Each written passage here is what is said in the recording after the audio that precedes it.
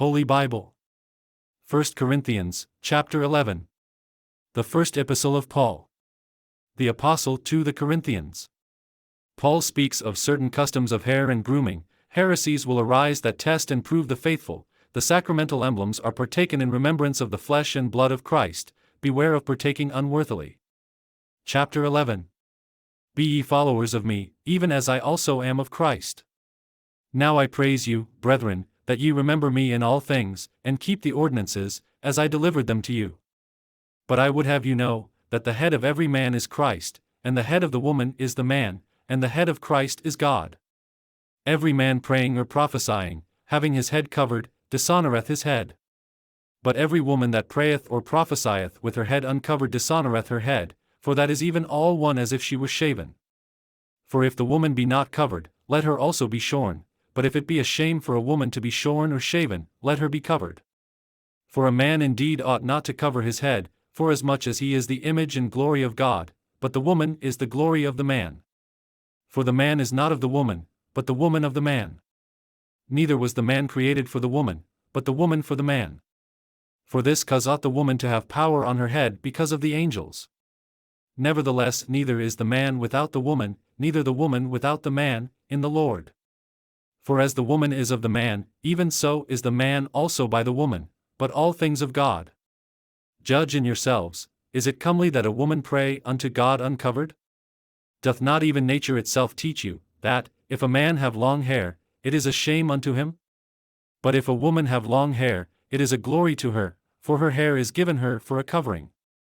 But if any man seem to be contentious, we have no such custom, neither the churches of God. Now in this that I declare unto you I praise you not, that ye come together not for the better, but for the worse. For first of all, when ye come together in the church, I hear that there be divisions among you, and I partly believe it. For there must be also heresies among you, that they which are approved may be made manifest among you. When ye come together therefore into one place, this is not to eat the Lord's Supper. For in eating every one taketh before other his own supper, and one is hungry, and another is drunken. What? Have ye not houses to eat and to drink in?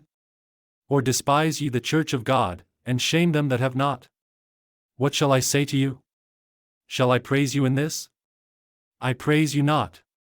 For I have received of the Lord that which also I delivered unto you, that the Lord Jesus the same night in which he was betrayed took bread.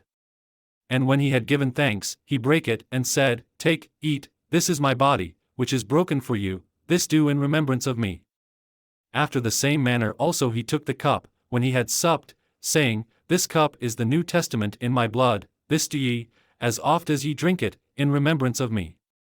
For as often as ye eat this bread, and drink this cup, ye do shew the Lord's death till he come. Wherefore whosoever shall eat this bread, and drink this cup of the Lord, unworthily, shall be guilty of the body and blood of the Lord. But let a man examine himself, and so let him eat of that bread, and drink of that cup. For he that eateth and drinketh unworthily, eateth and drinketh damnation to himself, not discerning the Lord's body. For this cause many are weak and sickly among you, and many sleep. For if we would judge ourselves, we should not be judged. But when we are judged, we are chastened of the Lord, that we should not be condemned with the world. Wherefore, my brethren, when ye come together to eat, tarry one for another. And if any man hunger, let him eat at home, that ye come not together unto condemnation. And the rest will I set in order when I come.